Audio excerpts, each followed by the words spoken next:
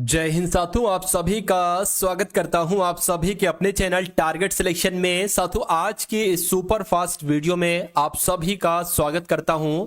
मैं कहूंगा साथियों, आज की इस वीडियो में एक ऐसा तांडव मचाएंगे, यानी कि एसएससी जीडी के एग्जाम पर ये क्लास, ये इकलौती क्लास साथियों भारी पड़ेगी। मैं कहूंगा कि अगर आप इस क्लास को पूरा देख लेते हैं और अपने एग्जाम को देने चले जाते हैं, मैं कहूंगा कि यहां से बहुत सारे क्वेश्चंस आपको रियल देखने को मिलेंगे साथियों, बिल्कुल डिक्टो देखने को मिलेंगे। तो साथियों लग जाइए, अगर आपने इस वीडियो में एंट्री कर दी है, मैं कहूंगा इस वीडियो के हिंदी के पूरे 20 सवालों को निचोड़ जाइएगा। मैं कहूंगा तैयार कर लीजिएगा। जीके के प्लस करंट अफेयर के 20 सवालों को साथियों तैयार कर लीजिएगा।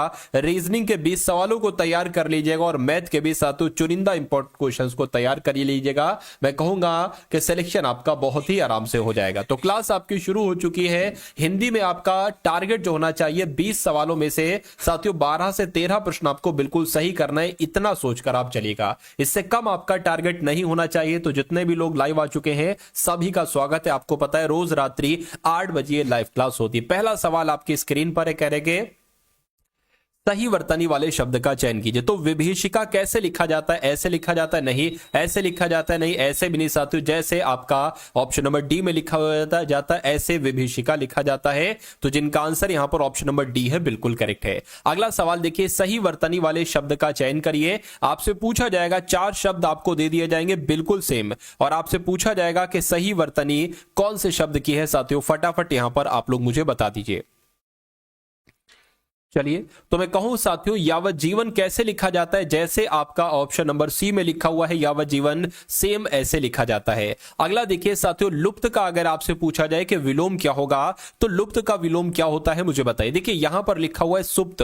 अगर आपसे सुप्त का विलोम पूछ लिया जाए तो आपको बताना है साथियों जागृत होता है। क्या सुप्त का अगर विलोम आपसे पूछा जाए तो आपको जागृत बताना है, ठीक है ना। अगर लिप्त का आपसे विलोम पूछा जाए तो छोटा आ लगा देना है बस, यानी कि अलिप्त हो जाएगा यहां पर। तो सुप्त का विलोम जागृत, लिप्त का विलोम साथियों अलिप्त हो जाएगा।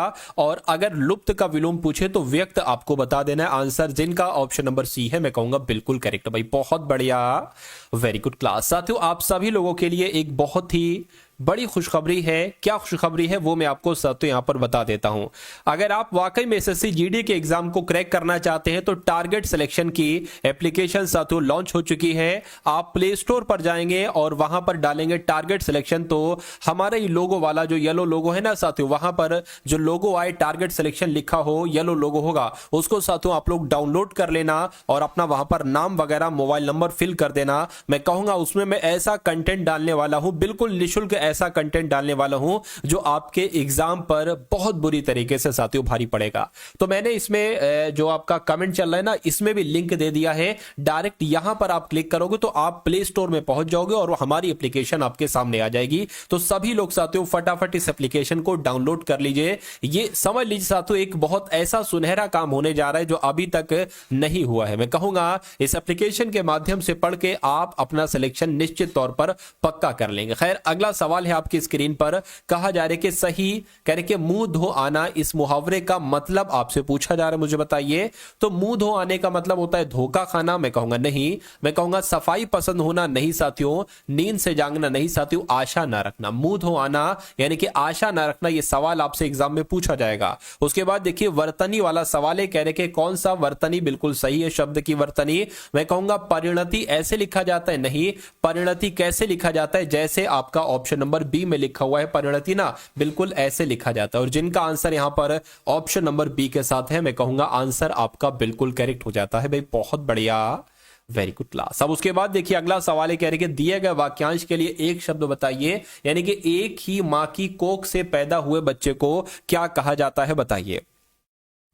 देखिए अगर आपसे पूछा जाए क्या कि एक ही पूर्वज से उत्पन्न लोग, क्या कि एक ही, क्या साथियों, एक ही पूर्वज से उत्पन्न, ठीक है ना, एक ही पूर्वज से उत्पन्न लोग क्या कहलाए जाते हैं? आप लोग ध्यान रखेंगे सगोत्र कहलाए जाते हैं। लेकिन अगर आपसे पूछा जाए कि एक ही मां की कोख से पैदा हुए बच्चे क्या कहलाए जाते हैं? सहोदर कहलाए जाते हैं, जिनका आंसर यहां पर है ऑप्शन नंबर डी के साथ बिल्कुल करेक्ट। मैं देख पा रहा हूं साथियों मनोज का, अनामिका का, शाजनाज का, आर्मी, शिवम, ठीक है, प्रियंका, अंजना, तो उसके अलावा बलियन, शिवम, श्रवण, सोनू, सभी का, विक्रम, लक्ष्य का, वर्मा गर्ल का, सभी का आंसर यहाँ पर बिल्कुल करेक्ट जा रहा है भाई, बहुत बढ़िया, वेरी गुड क्लास। साथियों जिन लोगों ने भी क्लास को अभी तक लाइक नहीं किया, मैं आप सभी लोगों से रिक्वेस्ट करूंगा कि क्लास को आप लोग लाइक कर दीजिए, और अगर चैनल पर आप लोग नए हैं तो चैनल को साथियों तुरंत सब्सक्राइब आप लोग यहाँ पर कर दीजिए। चलिए तो इस सवाल की अगर बात करें, कह रहे कि जिससे बढ़कर ऊंचा कोई ना हो उसके लिए एक शब्द क्या हो सकता है, बताइए। तो उसके लिए साथियों एक शब्द क्या हो सकता है, फटाफट आप लोग बता देंगे। तो उसके लिए एक शब्द उच्चतम होगा। क्या होगा साथियों, उच्चतम होगा, यानी कि जिससे बढ़कर कोई ऊंचा ना हो उसको उच्चतम कहा जाएगा, ठीक है ना। और जिसका महत्व सबसे अधिक हो तो उसको महत्तम कहा जाएगा, ये भी आप लोग ध्यान रखेंगे, जिसका महत्व सबसे अधिक हो उसको महत्तम कहा जाएगा, ठीक है ना। ये बात आप सभी लोगों को यहां पर मालूम होना चाहिए भाई, बहुत बढ़िया, वेरी गुड क्लास। चलिए,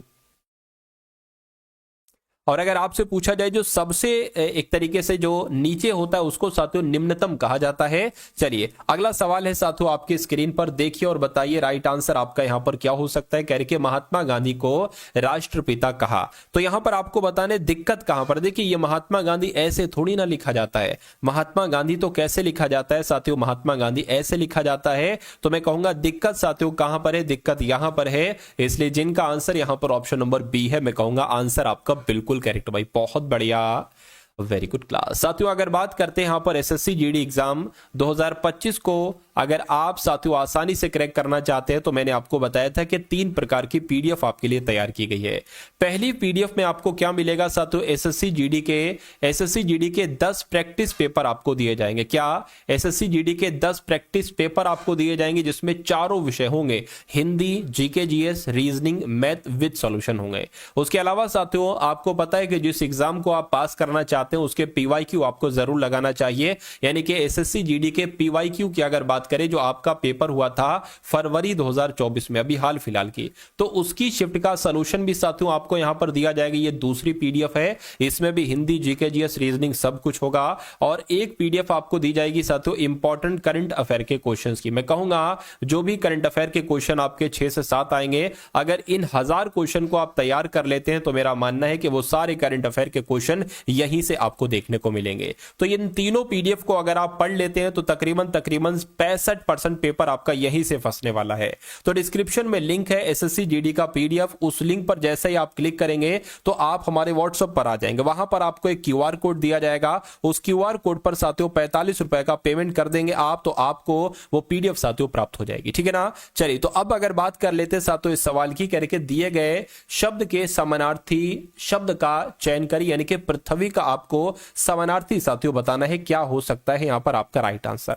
तो मैं कहूंगा पृथ्वी को तो साथियों हम लोग बहुत सारे नामों से जानते हैं, जैसे कि पृथ्वी की अगर बात करें तो धात्री कहा जाता है, पृथ्वी की अगर बात करें तो साथियों धरती कहा जाता है, पृथ्वी की बात करें तो धरा कहा जाता है, पृथ्वी की बात करें तो धरणी कहा जाता है, पृथ्वी को साथियों क्या भूमि भी कहा जाता है, मैं कहूंगा बिल्कुल भूमि भी कहा जाता है।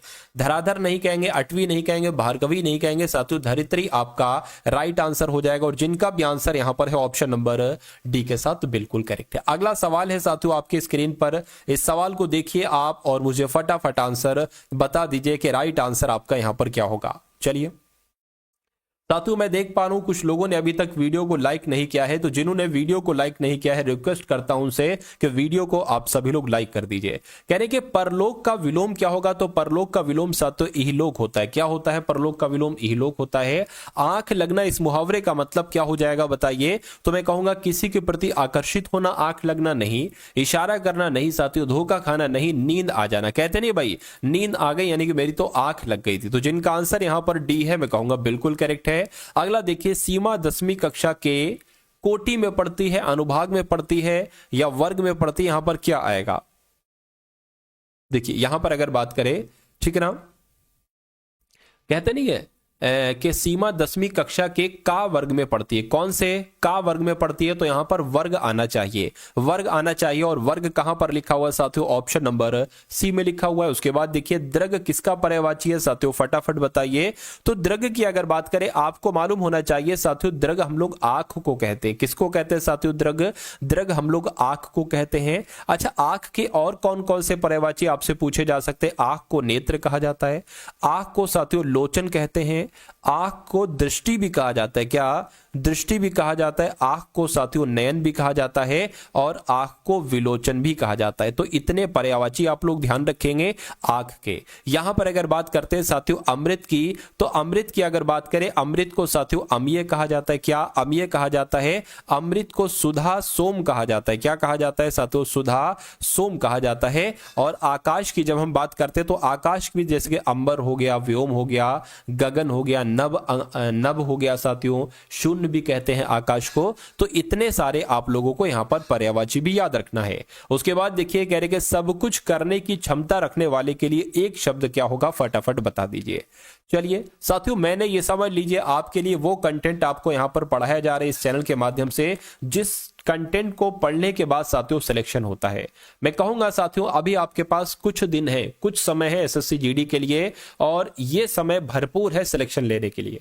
अगर आप सीरियसली तौर से साथियों पढ़ लेते हैं, अच्छे तरीके से पढ़ लेते हैं एसएससी जीडी 2025 एग्जाम के लिए, तो मैं कहूंगा आपका सिलेक्शन बहुत आराम से हो जाएगा। अगर किसी की तैयारी बिल्कुल भी नहीं है और वो बिल्कुल शुरुआत से तैयारी कर रहा, तब भी उसका नाम आ जाएगा। मैं कहूंगा मान लीजिए साथियों कि ये इतने सारे सिलेक्शन हो, भले आपका नाम सबसे नीचे आए, लेकिन आप अगर अच्छे तरीके से तैयारी करते हैं तो आपका नाम आएगा जरूर। क्योंकि जो बहुत शुरू से तैयारी कर रहे हैं, पहले से तैयारी कर रहे हैं, वो ऊपर वाली लिस्ट में आएंगे, रैंकर सी श्रेणी में। लेकिन मैं आपको कम से कम इतना पढ़ा दूंगा, अगर आपको नहीं भी आता है तो आपका नाम कहीं ना कहीं इस लिस्ट में साथियों आ जाए। ठीक है, और आप भी यही चाहते हो। सिलेक्शन से मतलब है जरूरी थोड़ी ना रैंक 1 आए या 1000वीं रैंक आए। चलिए अब अगर बात करें सब कुछ करने की क्षमता रखने वाले को क्या कहा जाता है? सर्वशक्तिमान कहा जाता है। ये आपको साथियों मालूम होना चाहिए, सर्वशक्तिमान कहा जाता है। अच्छा, एक और पूछा जाता है विशेषज्ञ किसे कहा जाता है? देखिए कोई भी अगर विषय है तो किसी विषय का ज्ञान रखने वाले को क्या कहा जाता है? विशेषज्ञ कहा जाता है। ये भी आप सभी लोगों को मालूम होना चाहिए। और अंतर्यामी की अगर बात करें, अंतर्यामी किसे कहा जाता है? जो मन की बात जान लेता हो। आपसे पूछा जाएगा जो व्यक्ति सबके मन की बात जान लेता हो उसके लिए एक शब्द क्या होगा, तो उसके लिए आपको बताना है अंतर्यामी उसको कहा जाएगा। बात आपको मालूम होना चाहिए। अगला सवाल आपकी स्क्रीन पर कहा जा रहा है यहां पर कि सही वर्तनी वाले शब्द का चयन करिए, यानी कि पौराणिक कैसे लिखा जाता है? मैं कहूंगा जैसे ऑप्शन नंबर ए में लिखा हुआ है पौराणिक, बिल्कुल डिक्टो ऐसे लिखा जाता है इस प्रकार। जिनका आंसर ऑप्शन नंबर ए है, मैं कहूंगा आंसर आपका बिल्कुल करेक्ट है।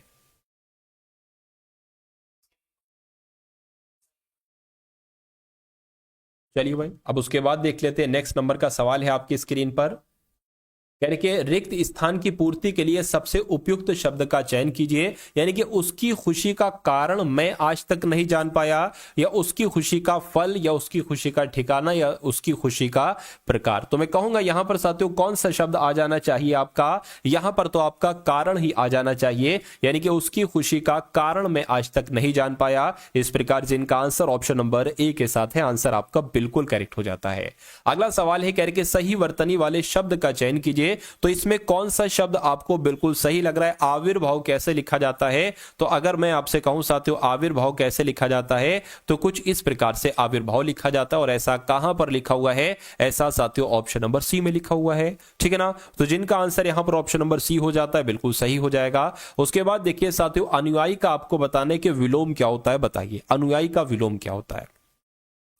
अगर आपसे पूछा जाए आगत का विलोम क्या होता है, तो आप लोगों को मालूम होना चाहिए आगत का विलोम अनागत होता है। क्या होता है? आगत का विलोम अनागत होता है। अगर बाहरी की अगर बात करें तो बाहरी का विलोम क्या होता है साथियों? घरेलू होता है। क्या होता है? घरेलू होता है। और अगर आपसे पूछा जाए कि अनुयायी का विलोम क्या होगा, तो अनुयायी का विलोम विरोधी होता है। यह भी आपको मालूम होना चाहिए भाई। बहुत बढ़िया, वेरी गुड क्लास। अगला सवाल है आपकी स्क्रीन पर, देखिए और फटाफट बता दीजिए कि राइट आंसर आपका क्या होगा। कहा जा रहा है कि हथेली पर दही जमाना। हथेली पर दही जमाना आप अक्सर बोलते रहते होंगे, आपके जो हमारे जो बुजुर्ग लोग हैं वो भी बोलते हैं कि हथेली पर दही जमाना, यानी कि छीन लेना। देखिए हथेली पर दही जमाने का, दही ऐसे थोड़ी ना 1-2 घंटे में थोड़ी ना बच जाता है। पूरी रात का समय होता है, 7-8 घंटे का समय लगता है, तो बहुत जल्दी तो जम नहीं जाता है। तो हथेली पर दही जमाना यानी कि बहुत उतावली करना, बहुत जल्दी करना। ठीक है ना। तो मैं कहूंगा कि जिनका आंसर ऑप्शन नंबर सी है बिल्कुल करेक्ट है। अगला सवाल है, कह रहे कि सुशील का साथियों विलोम क्या हो सकता है, बताइए। तो सुशील की अगर बात करें साथियों विलोम क्या होगा, आंसर आपका क्या होगा। देखिए अगर गतिशील का विलोम आपसे पूछा जाए तो आपको क्या बताना है, गतिहीन हो जाएगा। यानी कि गतिशील का विलोम क्या होगा साथियों, गतिहीन होगा। अगर आपसे अश्लील का विलोम पूछ लिया जाए तो आपको श्लील बताना है, यानी कि छोटा आ हटा देना है बस, ठीक है ना। चलिए अगर आपसे पूछा जाए सुशील का विलोम क्या होगा, तो साथियों सुशील का विलोम क्या हो जाएगा, दुशील हो जाएगा। क्या हो जाएगा साथियों, दुशील हो जाएगा, जिनका आंसर ऑप्शन नंबर ए है बिल्कुल करेक्ट है। अब उसके बाद देखिए साथियों, अब यहां पर हम लोग देखेंगे जीके के क्वेश्चन प्लस साथियों करंट अफेयर के क्वेश्चन। तो ये क्वेश्चन आपके एग्जाम के लिए और आपके लिए बहुत इंपॉर्टेंट है। यहां से बहुत सारे क्वेश्चन आपको एग्जाम में देखने को मिलेंगे। तो जो लोग भी साथियों नए आए हैं, मैंने कमेंट में पिन कर दिया है टारगेट सिलेक्शन एप्लीकेशन का लिंक। इस लिंक पर जाके आप हमारे ऐप को, एप्लीकेशन को साथियों डाउनलोड कर लीजिए। आपको बहुत निशुल्क चीजें भी मिलेंगी और बहुत सारी चीजें फायदा आपको देखने को यहां पर मिल जाएगा, ठीक है ना। कहने के भारतीय संविधान के जनक के रूप में किसे जाना जाता है, तो डॉक्टर भीमराव अंबेडकर को ही भारतीय संविधान का जनक कहा जाता है। भारत में सांप्रदायिक चुनावी प्रणाली सबसे पहले किसके द्वारा शुरू की गई थी, तो मैं कहूंगा मार्ले मिंटो रिफॉर्म्स 1909 के द्वारा सबसे पहले शुरू की गई थी। क्या भारत में सांप्रदायिक चुनावी प्रणाली, यानी कि साथियों कम्युनल इलेक्टोरेट सिस्टम जो शुरू किया गया था वो मार्ले मिंटो रिफॉर्म्स के द्वारा ही साथियों शुरू किया गया था। उसके बाद देखिए अगला सवाल है, कहा जा रहा है कि भारत के संविधान का मसौदा तैयार करने के लिए संविधान सभा ने कब मसौदा समिति का गठन किया। अगर आपसे पूछा जाए मसौदा समिति का गठन कब किया गया, तो 29 अगस्त 1947 को ही साथियों मसौदा समिति का गठन किया गया था। यह आप सभी लोगों को मालूम होना चाहिए। अगला देखिए करके भारतीय संविधान की जो 10वीं अनुसूची है निम्नलिखित में से किसके बारे में बताती है। तो ये 10वीं अनुसूची जो है ना, ये तो दल बदल, एक तरीके से दल बदल विरोधी के बारे में बताती है। ये आपको मालूम होना चाहिए साथियों। राइट आंसर आपका जाएगा ऑप्शन नंबर ए के साथ। उसके बाद देखिए अगला सवाल है, देखिए बहुत तेजी से इन सभी सवालों के जवाब आपको देना है। ऐसा नहीं कि आपको क्वेश्चंस दिखाया जाएगा और उसके बाद 20 सेकंड 10 सेकंड आपको दिए जाएंगे, नहीं साथियों। इधर क्वेश्चंस देखो, इधर ऑप्शंस को देखो, तुरंत उसका आंसर कमेंट में पिन कर दो, ठीक है ना। चलिए तो भारतीय संविधान के अनुच्छेद 112, क्या अनुच्छेद 112 के तहत तैयार वार्षिक वित्तीय विवरण, वार्षिक वित्तीय विवरण को क्या कहा जाता है, तो मैं कहूंगा वार्षिक वित्तीय विवरण को साथियों बजट कहा जाता है। क्या कहा जाता है, बजट कहा जाता है। और इस बजट यानी कि वार्षिक वित्तीय विवरण का जिक्र कौन से अनुच्छेद में किया गया है, आपसे पूछा जाता है तो अनुच्छेद 112 में किया गया है। उसके बाद देखिए सौरमंडल का हीलियोसेंट्रिक मॉडल सबसे पहले किसके द्वारा प्रस्तुत किया गया था, तो सबसे पहले किसके द्वारा प्रस्तुत किया गया था, निकोलस कॉपरनिकस के द्वारा साथियों प्रस्तुत किया गया था। ये क्वेश्चन बहुत इंपॉर्टेंट है और आपके एग्जाम में साथियों इस बार आपको देखने को मिलेगा, ठीक है ना। चलिए तो जिनका भी आंसर जा रहा है, मनोज का, प्रियंका का, ठीक है, रोशनी का, नीतू का, निखिले का, मुनीता का, आलोक, मनदीप, शिवम, संदीप, आर्या, ठीक है, सभी का आंसर बिल्कुल सही है। तो सौर मंडल का जो हीलियोसेंट्रिक मॉडल है ये सबसे पहले निकोलस कॉपरनिकस के द्वारा ही प्रस्तुत किया गया था। अगला सवाल है, कह रहे कि जो ग्रहों के ग्रहों पंथों का सामान्य आकार जो होता है ना, ये क्या होता है, कैसा होता है, तो ये तो साथियों अंडाकार होता है। कैसा होता है, अंडाकार। आपको याद रखना है कि जो ग्रहों के ग्रह पंथों का सामान्य आकार होता है ये अंडाकार होता है। उसके बाद देखिए कह रहे कि किस देश को 1000 झीलों की भूमि कहा जाता है, यानी कि 1000 झीलों की भूमि के रूप में साथियों किस देश को जाना जाता है, तो मैं कहूंगा फिनलैंड को जाना जाता है। किस देश को जाना जाता है, फिनलैंड, जिनका आंसर है, मैं कहूंगा आंसर आपका बिल्कुल करेक्ट हो जाएगा। उसके बाद देखिए ये शब्द आपसे बहुत पूछा जाता है आपके एग्जाम में, मैंने कई बार देखा है कि ये पुनर्वन रोपण का अर्थ क्या है, ऐसे भी पूछ लिया जाता है कि ये पुनर्वन रोपण से क्या अभिप्राय है, या क्या है ये पुनर्वनरोपण, ये शब्द आखिर है क्या, तो मैं कहूंगा वनों को सुदृढ़ करना ये है, या नष्ट हुए वनों के स्थान पर नए पेड़ लगाना। बिल्कुल साथियों, जो वन नष्ट हो चुके हैं उनकी जगह पर नए पेड़ लगाने को ही क्या कहा जाता है, पुनर्वनरोपण कहा जाता है। ये आप सभी लोगों को मालूम होना चाहिए, ठीक है ना। पुनः मतलब होता है दोबारा, मतलब दोबारा वनों का रोपण करना, दोबारा वनों को लगाना। उसके बाद देखिए अगला सवाल है, एफडीआई की फुल फॉर्म की अगर बात करते हैं तो एफडीआई की फुल फॉर्म साथियों क्या है, फटाफट आप लोग यहां पर मुझे बतला देंगे। देखिए अगर इसको इंग्लिश में हम कहें तो फॉरेन डायरेक्ट इन्वेस्टमेंट कहेंगे, फॉरेन डायरेक्ट इन्वेस्टमेंट कहेंगे। लेकिन अगर बात करें इसको हिंदी में क्या कहेंगे, तो इसको हिंदी में साथियों प्रत्यक्ष विदेशी निवेश कहा जाता है। क्या कहा जाता है? प्रत्यक्ष विदेशी निवेश कहा जाता है। ये आप सभी लोगों को मालूम होना चाहिए। अब उसके बाद देखिए अगले नंबर का साथियों सवाल है आपके स्क्रीन पर। देखिए इस सवाल को और फटाफट बता दीजिए राइट आंसर आपका क्या होगा। कहा जा रहा है आपसे कि एहोल शिलालेख, कौन से शिलालेख की बात चल रही है? एहोल शिलालेख निम्नलिखित में से किन शासकों से जुड़े हुए हैं? तो मैं कहूंगा पुलकेशिन द्वितीय से जुड़ा हुआ है ये एहोल शिलालेख। इस प्रकार जिनका आंसर ऑप्शन नंबर डी है मैं कहूंगा बिल्कुल करेक्ट है। अगला सवाल है आपकी स्क्रीन पर। इस सवाल को साथियों देखिए और फटाफट आप लोग मुझे बता दीजिए कि आपका राइट आंसर आपका साथियों यहां पर किस ऑप्शन के साथ जा सकता है। चलिए कहने के वो कौन सी भारतीय चित्रकला शैली है जिसमें शुद्ध सोने और कीमती पत्थरों की सजावट है और इसमें हिंदू देवताओं विशेष रूप से भगवान कृष्ण को दर्शाया गया है।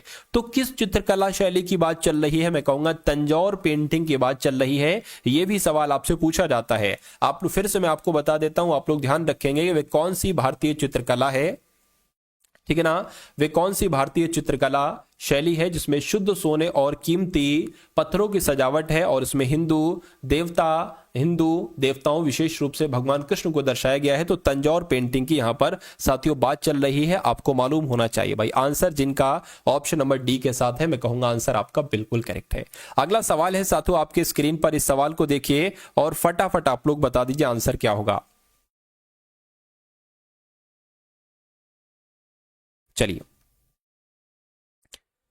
तो यहां पर साथियों अगर हम लोग बात करते हैं नेक्स्ट नंबर के सवाल की, कह रहे निम्नलिखित में से कौन सा युग्म सुमेलित है? इसमें से कौन सा युग्म सुमेलित है ये आपको बताना है। देखिए अगर बात करें खजुराहो के मंदिर कहां पर है तो मैं कहूंगा ये आंध्र प्रदेश में है।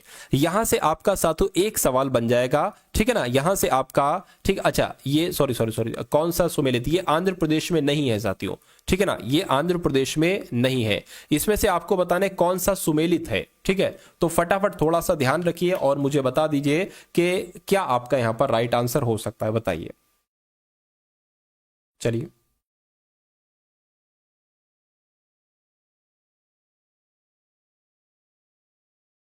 देखिए यहां पर साथियों जब हम लोग बात करते हैं कि ये एमपी में है साथियों, कहां पर है? मध्य प्रदेश में है, तो ये तो गलत हो जाएगा।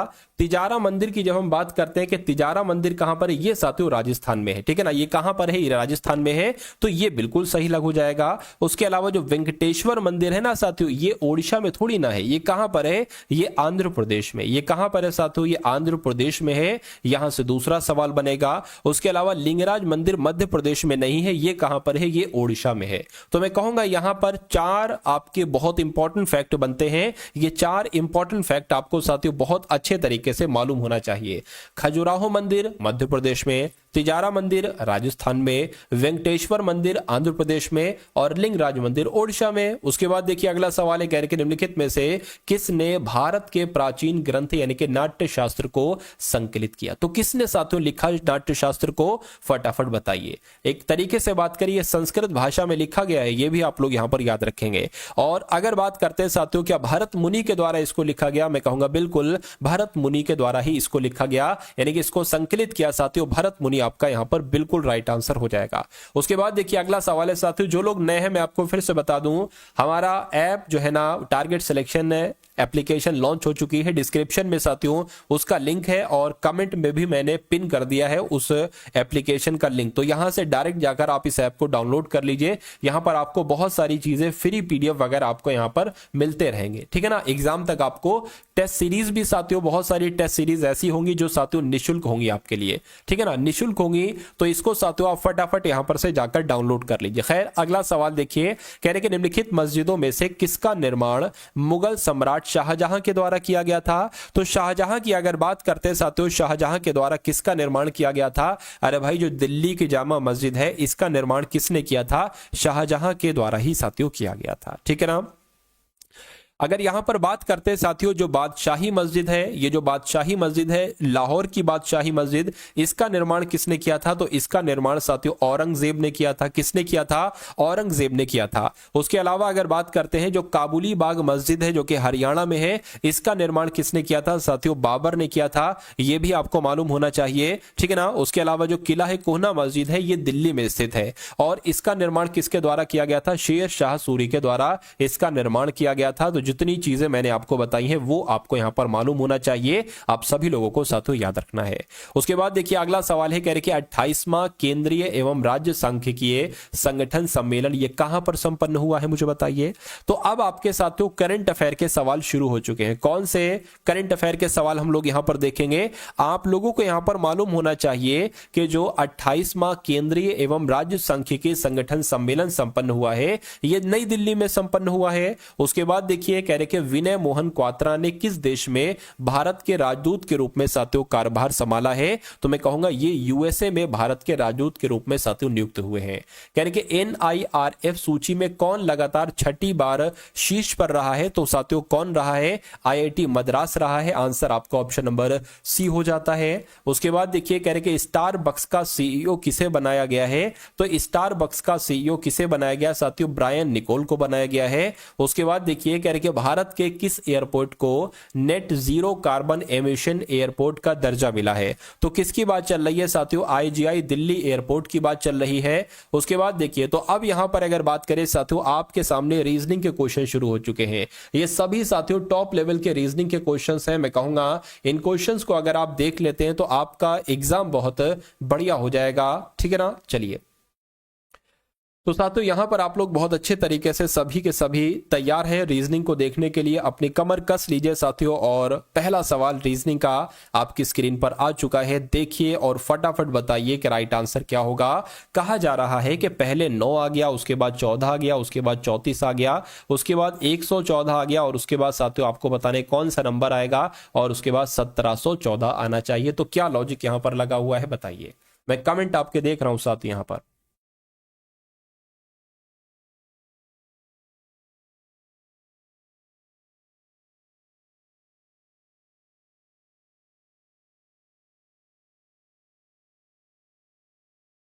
चलिए भाई देखिए सिंपल से जितना जितना हमें समझ में आ रहा है ना हम उतना उतना पहले कर लेते हैं। हम क्या देख पा रहे हैं कि 9 से 14 हुआ है यानी कि यहां पर 5 को बढ़ाया गया है। अब 14 से 34 हो गया यानी कि 20 को बढ़ाया गया। 34 से 114 हो गया, ये तो भाई बहुत हो गया, इसको तो हमें फिर ऐसे करना पड़ेगा। 114 में से 34 घटाएंगे इतना आ गया और ये 80 यानी कि यहां पर साथियों 80 आ जाएगा। अब आप लोग थोड़ा सा ध्यान दीजिए कि 5 से 20 हुआ, 20 से 80 हुआ यानी कि 5 की गुणा 4 से की गई तो 20 आया, 20 की गुणा 4 से की गई तो 80 आया और 80 की गुणा 4 से करेंगे तो साथियों 4 अट्ठे 32 यानी कि यहां पर 320 आ जाएगा। तो क्या 114 में 320 जुड़ेगा, मैं कहूंगा बिल्कुल 114 में 320 जुड़ेगा और हमें हमारा आंसर मिल जाएगा कि यहां पर 434 आएगा। अगर 434 ऑप्शन में है तो ये हमारा बिल्कुल सही जवाब है और मैं देख पा रहा हूं साथियों 434 बिल्कुल ऑप्शन में है, ऑप्शन नंबर सी वाले में है। तो जिनका आंसर यहां पर है ऑप्शन नंबर सी, मैं कहूंगा आंसर आपका बिल्कुल करेक्ट है। चलिए अब उसके बाद देख लेते हैं साथियों अगला सवाल है, कह रहे कि 4 अक्षर समूह दिए गए हैं, बिल्कुल दिए गए हैं, जिनमें से 3 किसी तरीके से समान है और एक उसमें से भिन्न है। कह रहे कि भिन्न अक्षर समूह वाले का आपको चयन करना है। आपको चारों ऑप्शन को परखना है और देखना है कौन सबसे अलग है। चलिए भाई तो यहां पर साथियों हम लोग देख लेते हैं कौन सबसे अलग है। देखिए Q 17 पर आता है, S 19 पर आता है, J 10 पर आता है, E 5 पर आता है, G 7 पर आता है, V 22 पर आता है, R 18 पर आता है, T 20 पर आता है, I 9 पर आता है, N 14 पर आता है, T 20 पर आता है, D 4 पर आता है। आप यहां पर देख पा रहे होंगे थोड़ा सा अगर हम यहां पर ध्यान दें कि 17 से यहां पर 19 हुआ यानी कि 2 बड़ा है, 5 से यहां पर 7 हुआ यानी कि 2 बड़ा है, 18 से यहां पर 20 हुआ है 2 बड़ा है, 14 से यहां पर 20 हो गया यानी कि 6 बढ़ा दिया गया। तो यहां पर तो लॉजिक लॉजिक लॉजिक सेम लगा लेकिन यहां पर अलग लॉजिक लगा।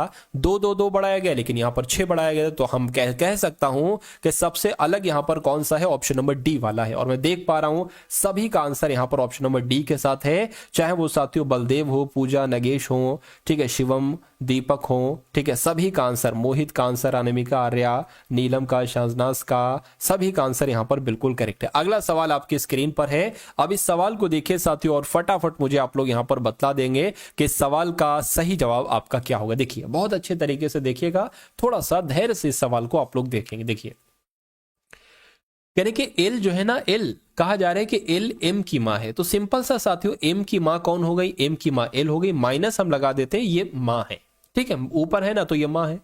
एल की केवल 2 संतानें हैं, यानी कि इसकी केवल 2 संतानें, एक तो ये एम हो गई, ठीक, और एक इनकी संतान और होगी, वो हम यहां पर बना लेंगे।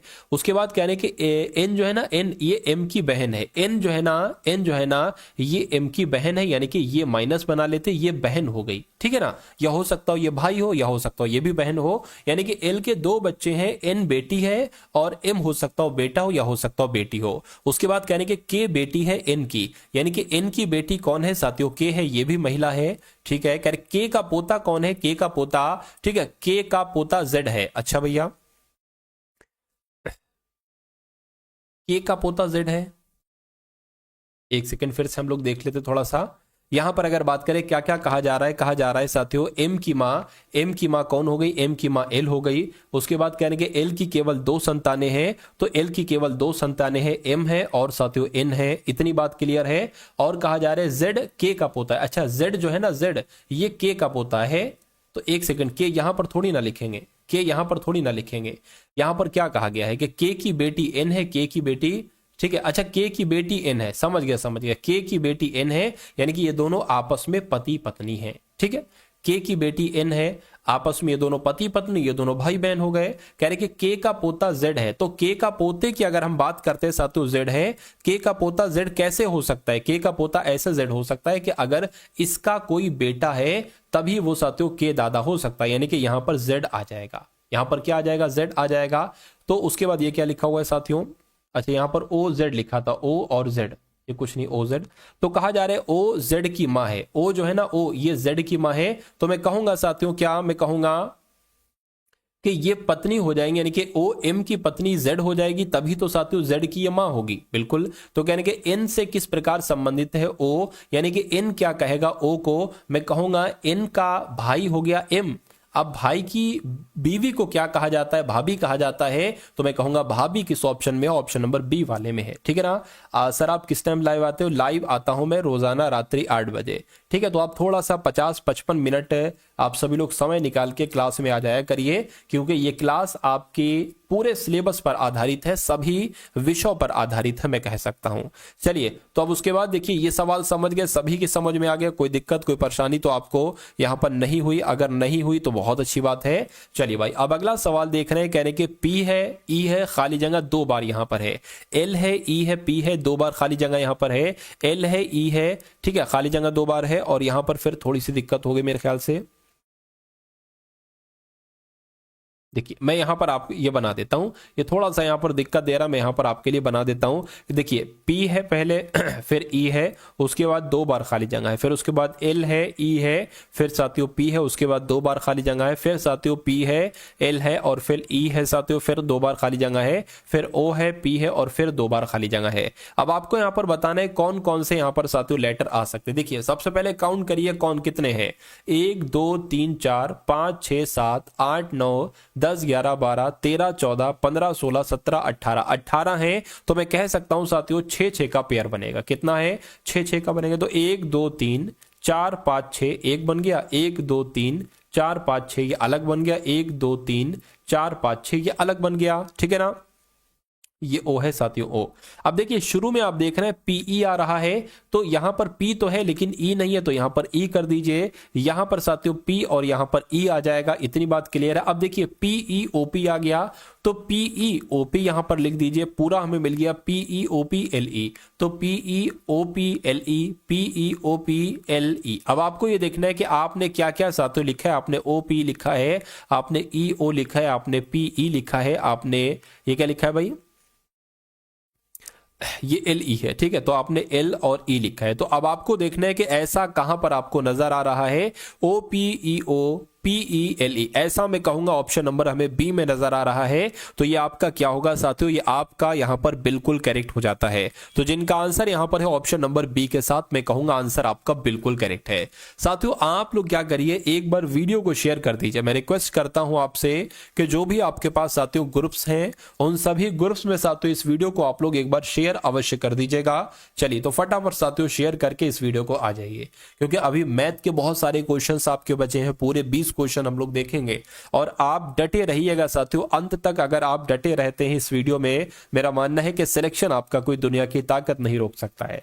तो मैथ को देखेंगे, अभी रीजनिंग आपकी चल रही है। मैं बता देता हूं साथियों, ऐप का लिंक मैंने डिस्क्रिप्शन में दे दिया है, आप लोग जाकर डाउनलोड कर लीजिए, वहां पर बहुत सारा फ्री कंटेंट भी आपको मिल जाएगा। देखिए इस सवाल की बात करें, कह रहे कि DHM को GCX लिखा जा सकता है, तो KOT को क्या लिखा जाएगा, यानी कि कौन से 3 लेटर यहां पर आएंगे। ये सवाल की बात करें, ये आ चुका है। ये सवाल कैसे सवाल में है मैं कहूंगा साथियों, देखिए D से यहां पर क्या हुआ है, G हुआ है, यानी कि D 4 पर होता है, G 7 पर होता है, तो कितना बढ़ाया गया है, 3 बढ़ाया गया है। H 8 पर होता है, C 3 पर होता है, कितना घटाया गया है, ये तो 5 घटा दिया गया है। और M 13 पर होता है, X कितने पर होता है साथियों, X तो आपका 24 पर होता है ना, 24 पर होता है, तो 13 से 24 करेंगे तो मैं कहूंगा 11 बढ़ाया गया, तो यहां पर 11 बढ़ा दिया गया है। तो अब आपको भी क्या यहीं पर यही रूल लगाना है, जरूरी नहीं यही रूल लगाना है हम, लेकिन सबसे पहले ये रूल लगा के देखते हैं कि 11 पर होता है, 3 प्लस करेंगे 14 हो जाएगा, यानी कि 14 पर होता है साथियों N। ठीक है, N एक तो यहां पर है, यहां पर है, यहां पर, यहां, यानी कि सभी में है। अब इसमें से 5 घटाना है, O 15 पर होता है, 5 घटाएंगे J आ जाएगा, जो कि J 10 पर होता है।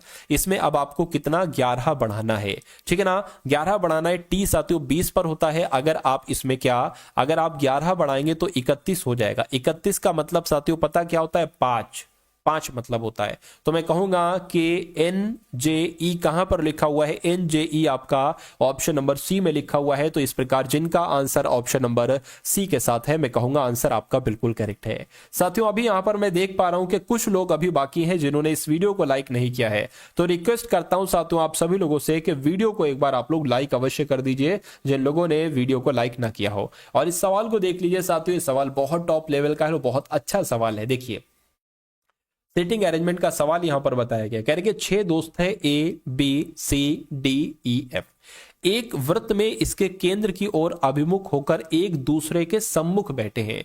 तो 6 दोस्त हैं, 6 दोस्तों की बैठने की जगह बनाओ भाई, व्यवस्था बनाओ। ठीक है, 1 2 3 4 5 और साथियों 6। चलिए कह रहे कि C और D एक दूसरे के निकट बैठे, यानी कि CD एक साथ बैठे हुए हैं, ये कहने का मतलब है, कोई दिक्कत नहीं।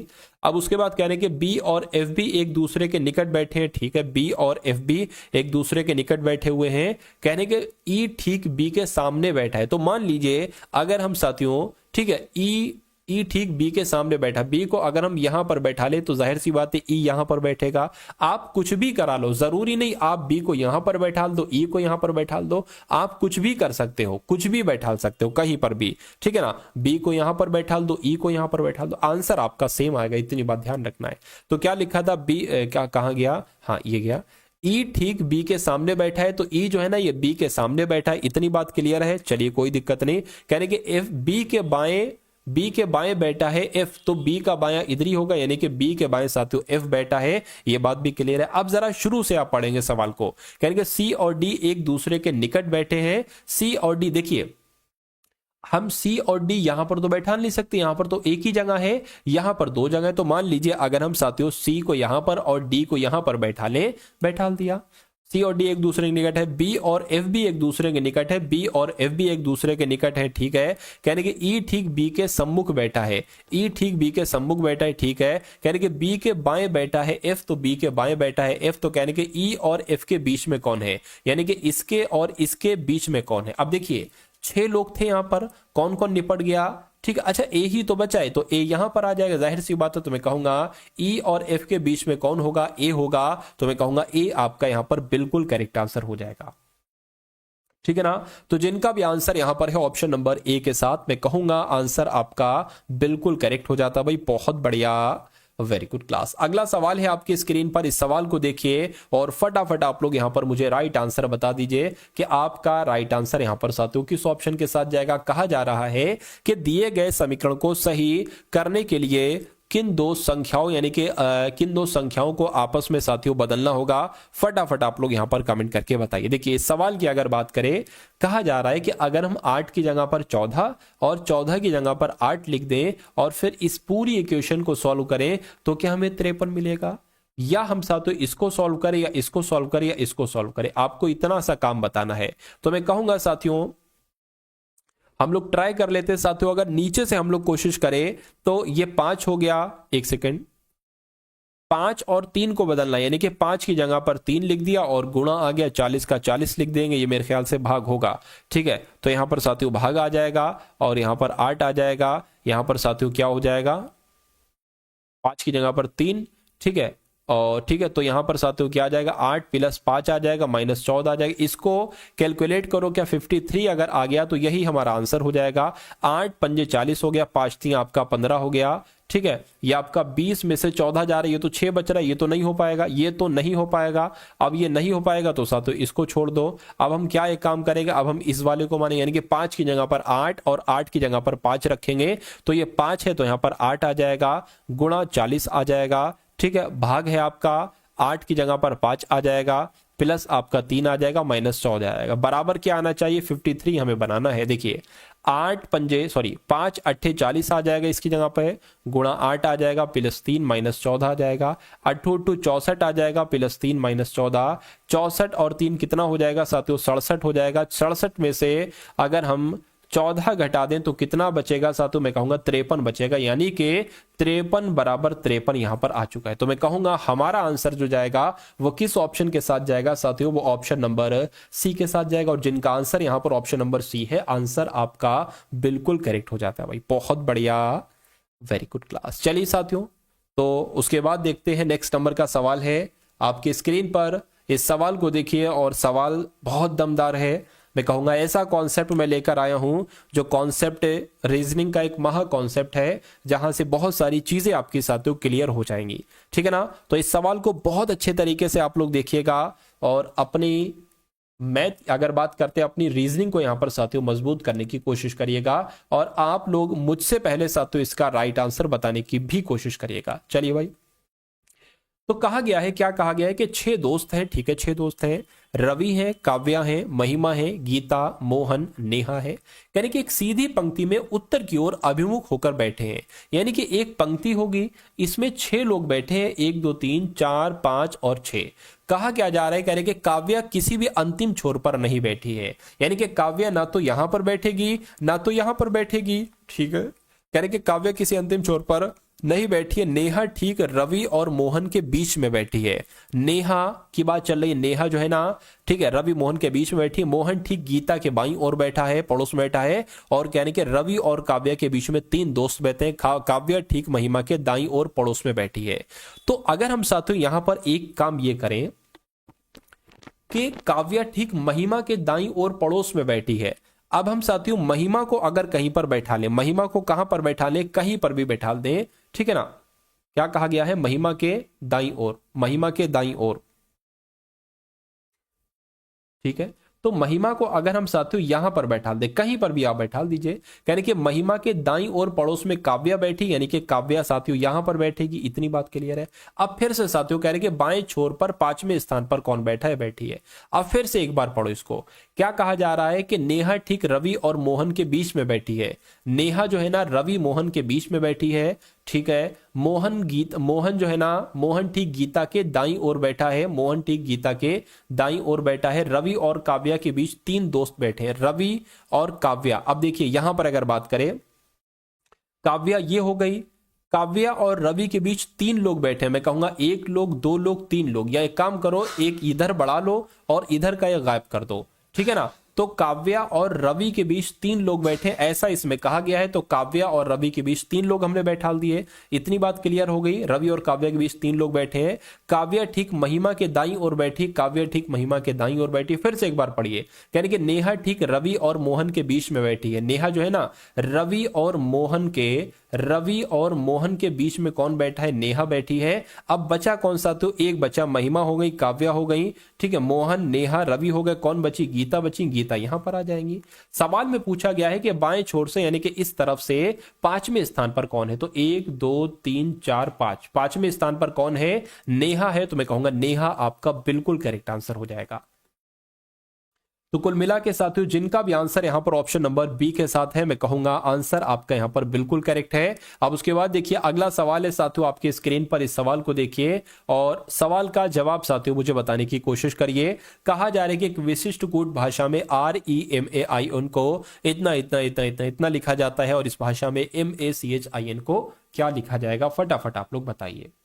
देखिए अगर हम यहां पर बात करें आर को 9 कैसे लिख दिया गया है, मतलब यहां पर तो लेटर्स तो साथियों ये कम है लेकिन ये नंबरिंग यहां पर ज्यादा लिखी, तो ऐसा तो नहीं साथियों। देखिए यहां पर अगर बात करें आर की, अगर बात करें आर को 9 कैसे लिखा जा सकता है, आर को 9 एक ही कंडीशन में लिखा जा सकता है, मुझे पता है। आर का अपोजिट लेटर होता है आई, और आई को 9 लिखा जाता है।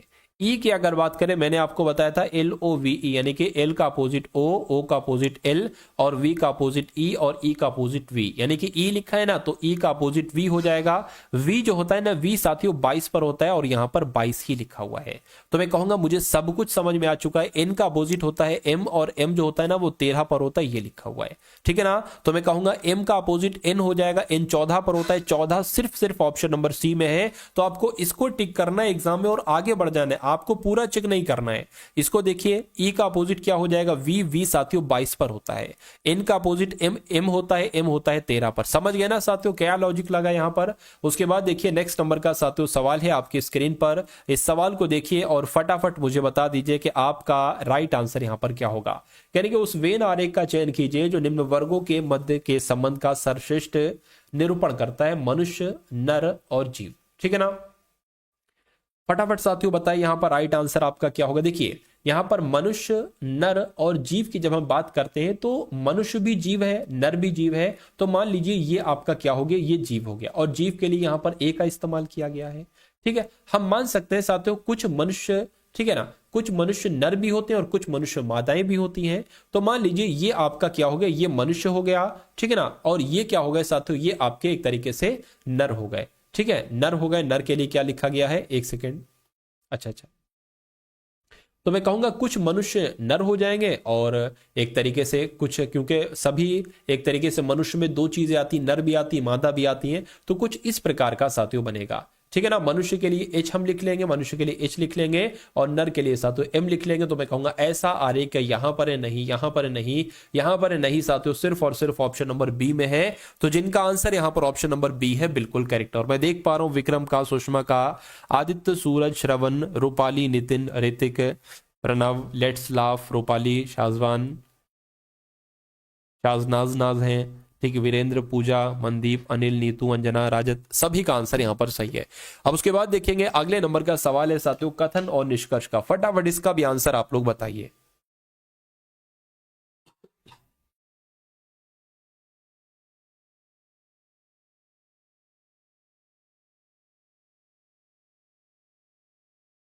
चलिए भाई, क्या इसका राइट आंसर आपका हो सकता है,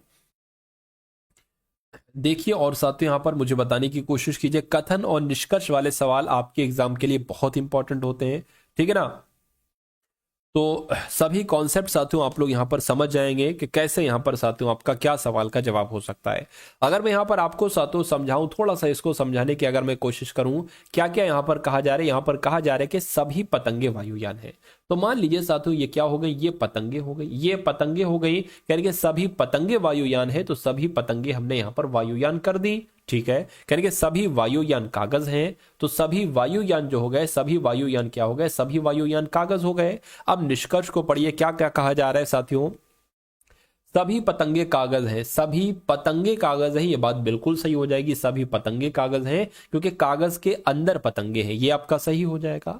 कोई भी कागज वायुयान नहीं है। पहला पॉइंट तो आपको यहां पर यह ध्यान रखना है कि अगर कथन में नहीं शब्द का इस्तेमाल नहीं हुआ है तो कभी भी निष्कर्ष में नहीं का इस्तेमाल नहीं होगा।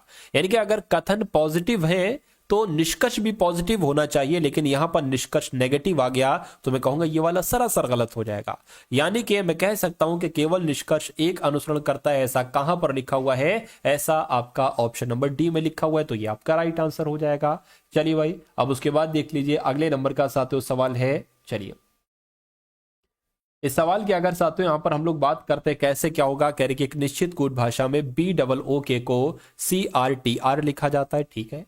तो उसी प्रकार PETROL को साथियों क्या लिखा जाएगा, फटाफट आप लोग यहां पर बता दीजिए। देखिए यहां पर अगर थोड़ा सा हम ध्यान दें, क्या हम ध्यान दें कि देखिए B को यहां पर P लिख दिया गया है, कैसे क्या कर दिया गया है, अच्छा सॉरी सी लिख दिया गया, तो यहां पर कोई दिक्कत नहीं, एक बढ़ाया गया है इसमें, और ओ 15 पर होता है, आर साथियों 18, मतलब पहले तो एक बढ़ाया गया और उसके बाद 15 पर होता है, ओ आर 18 पर होता है, यानी कि 3 बढ़ा दिया गया, और ओ 15 पर होता है, टी कर दिया गया। टी किस पर होता है साथियों, टी 20 पर होता है, T20, ठीक है, टी 20 पर हो जाएगा, तो मैं कहूंगा 5 बढ़ा दिया गया है, और के 11 पर होता है, आर 18 पर होता है, यानी कि 7 बढ़ा दिया गया। तो क्या यहां पर भी यही लॉजिक लगेगा, बिल्कुल देख लेते हैं एक बार। तो पी में एक बढ़ाएंगे क्योंकि एक यहां पर बढ़ाया गया, तो क्यू आ जाएगा, क्यू यहां पर यहां पर यहां पर है।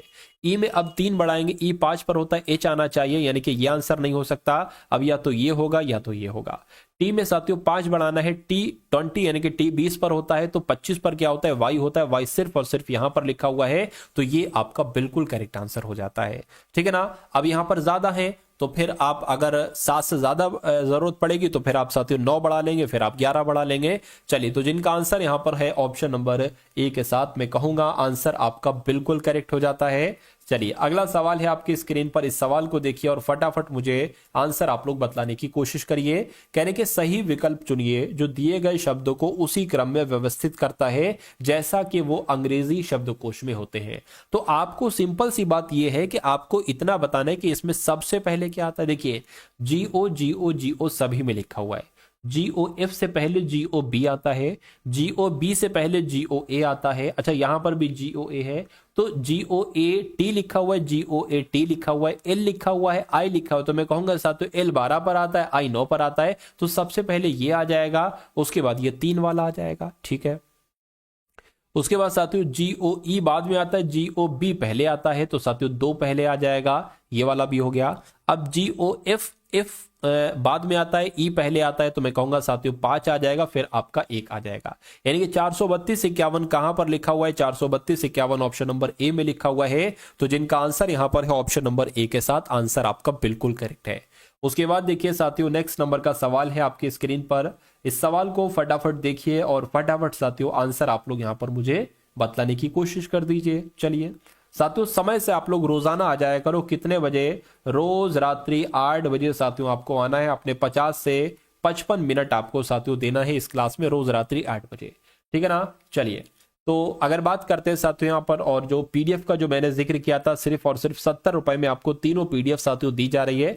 डिस्क्रिप्शन में लिंक है, मैं कहूंगा वहां से 65% तो आपका पेपर फंसेगा, क्योंकि वो चीज एक तरीके से ऐसी चीज है साथियों जहां से पेपर आना ही आना है, ठीक है। उसमें मैंने 10 प्रैक्टिस पेपर आपको दिए हैं, और जो आपका लेटेस्ट पेपर हुआ था PYQ 2024 के फरवरी में पेपर हुआ, तो उसमें जो शिफ्ट थी उसका भी सॉल्यूशन है सभी सब्जेक्ट का, और इंपॉर्टेंट करंट अफेयर के क्वेश्चन मैं आपको दे रहा हूं साथियों 1000। जैसे करंट अफेयर का क्वेश्चन है, उसके नीचे 4 ऑप्शन है, तो जो राइट ऑप्शन है ना वो रेड करवा दिया है, तो इसलिए आपके लिए इंस्टेंटली बहुत आराम से आप इसको साथियों पढ़ सकते हो, ठीक है, तैयार कर सकते हो। तो ये 70 रुपए में, डिस्क्रिप्शन में लिंक है SSC GD PDF का, वहां से जाकर आप इस PDF को साथियों प्राप्त कर सकते हैं। और जिन्होंने एप्लीकेशन अभी नहीं डाउनलोड करी है, टारगेट सिलेक्शन की एप्लीकेशन बन चुकी है, तो साथियों डिस्क्रिप्शन में भी उसका लिंक है और कमेंट सेक्शन में भी मैंने लिंक दे दिया है, वहां से जाकर आप उसको डायरेक्ट डाउनलोड कर सकते हो। चलिए, तो अब अगर बात करते हैं साथियों इस सवाल के जवाब की कि ये सवाल आपका आखिर होगा कैसा,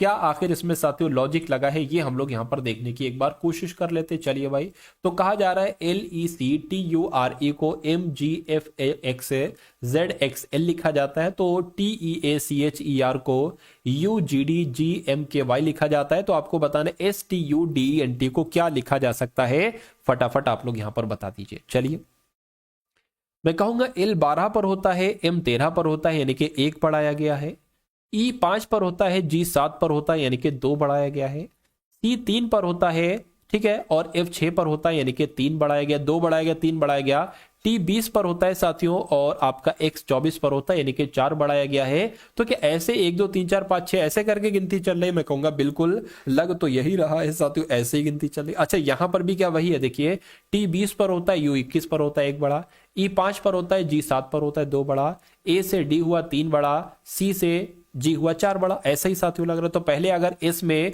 1 हम बढ़ाते हैं तो मैं कहूंगा T आ जाएगा, टी में 2 बढ़ाएंगे साथियों यहाँ पर वी आ जाएगा, टीवी टीवी टीवी टीवी सभी ऑप्शन में है। अब साथियों यू में हमें कितना बढ़ाना पड़ेगा, 3 बढ़ाना पड़ेगा तो एक्स आ जाएगा, डी में 4 बढ़ाना पड़ेगा साथियों तो एच आ जाएगा, ई में 5 बढ़ाना पड़ेगा तो जे आ जाएगा, एन में 6 बढ़ाना पड़ेगा तो टी आ जाएगा, और टी में साथियों कितना 7 बढ़ाना पड़ेगा तो मैं कहूंगा ए आ जाएगा। तो ऐसा कहां पर लिखा हुआ है, मैं कहूंगा T V x H J T A, ऐसा तो साथियों ऑप्शन नंबर ए में नजर आ रहा है। तो इस प्रकार जिनका आंसर यहां पर डी है, मैं कहूंगा सभी का, बहुत सारे लोगों का आंसर यहां पर डी है। तो आदित्य का, रूपाली का, प्रियंका का, आलोक का, मोहित, ठीक है, बलियन का, विक्रम का, पूजा, रंजना, शिवम, आदित्य, ठीक है, सभी का आंसर यहाँ पर, सभी का, प्रीति का, सभी का आंसर यहाँ पर सही है। ठीक है ना। अब उसके बाद देखिए टाइम चेंज, टाइम तो ये बहुत सही है भाई, टाइम ये बिल्कुल सही है, परफेक्ट है, 8 बजे, थोड़ा सा आप मैनेज कर लो। ठीक है, देखिए अब यहाँ पर अगर बात करें करके 38, क्योंकि मेरे पास भी और थोड़ा सा शेड्यूल मेरा भी बिजी है। देखिए कह रहे कि 38 हो गया, उसके बाद 42 हो गया, उसके बाद 58 हो गया, और उसके बाद 94 आ गया। तो पूछा जा रहा है कि उसके बाद कौन सा नंबर आएगा, और उसके बाद 258 ही आना चाहिए। तो इस नंबर सीरीज में साथियों आखिर क्या लॉजिक लगा है, ये आप लोग बताने की कोशिश करेंगे या मैं बताने का कष्ट करूं, बताइए भाई। चलिए भाई, देखिए यहां पर अगर बात करते हैं साथियों कितना कितना बड़ा है ये आपको बताने। यहां पर साथियों एक तरीके से कितना बड़ा है, 4 बड़ा है। ठीक है, यहां पर साथियों कितना बड़ा है, मेरे ख्याल से 16 बड़ा है। और 58 से 94 जो हुआ है साथियों, मैं कहूंगा कितना बड़ा है, ये आपका 14 में से 8 जाएगा तो कितना आ जाएगा, 6 आ जाएगा, और ये 8 में से 3 36 हो जाएगा। तो यहां पर आपको बताना है कितना बढ़ेगा। देखिए ये तो हमें स्क्वायर लग रहा है, ये 2 का स्क्वायर है, ये 4 का स्क्वायर, ये 6 का स्क्वायर, यानी कि 2 का स्क्वायर, 4 का स्क्वायर, 6 का स्क्वायर। तो यहां पर साथियों 8 का स्क्वायर आएगा, 8 का स्क्वायर यानी कि 64 आएगा। तो मैं कहूंगा 94, 64 को जोड़ दीजिए, आपको आपका आंसर मिल जाएगा। तो ये हो जाएगा 8 और ये हो जाएगा साथियों 15, यानी कि अगर 158 ऑप्शन में है तो मैं कहूंगा यही आपका राइट आंसर है, और 100 और 158 साथियों ऑप्शन में भी है। ठीक है ना। तो जिनका भी आंसर ऑप्शन नंबर ए के साथ है, मैं कहूंगा आंसर आपका बिल्कुल करेक्ट हो जाएगा। अब उसके बाद देखिए अगला सवाल है, कहा जा रहा है आपसे कि जैसे 7 से 56 बनाया गया है, वैसे ही 13 से यहां पर क्या बनाया जा सकता है। मैं कमेंट में आपका इंतजार कर रहा हूं, आपके आंसर का फटाफट आप लोग यहां पर बताइए।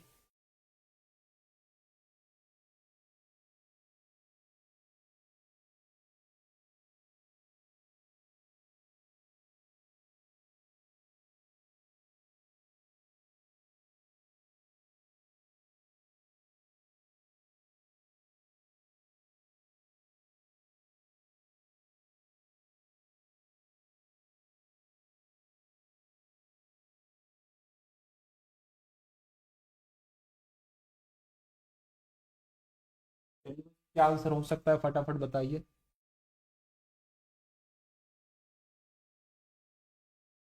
देखिए बहुत सिंपल सा, बहुत आसान सा क्वेश्चन है। ये 7 की गुणा किससे की जाए। अरे भाई 7 की गुणा 8 से कर देंगे, 7 अट्ठे 56 हो जाएगा। तो जाहिर सी बात है 13 की गुणा भी हमें 8 से एक बार करा के देख सकते हैं। तो 13 अट्ठे 104 होता है। ठीक है ना।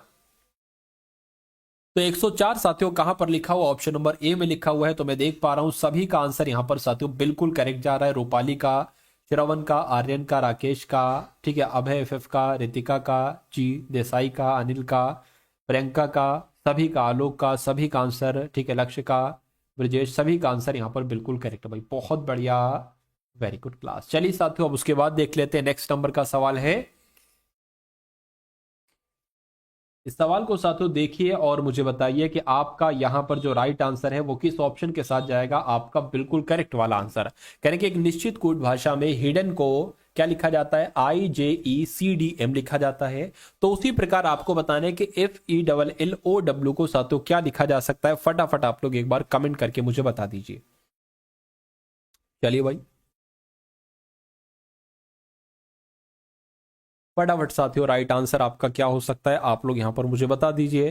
देखिए इस सवाल की अगर बात करें, इस सवाल में क्या है, H से हो गया है I। देखिए H होता है 8 पर, I होता है 9 पर, D होता है 4 पर, D होता है 4 पर, E होता है 5 पर, N होता है 14 पर, I होता है 9 पर, J होता है 10 पर, E होता है 5 पर, C होता है 3 पर, D होता है 4 पर, M होता है 13 पर। तो ये 8 से 9 हुआ, एक बड़ा, 9 से 10 हुआ, एक बड़ा, 4 से 5 हुआ, एक बड़ा, 4 से 3 हो गया, एक घटा है, ध्यान रखिएगा।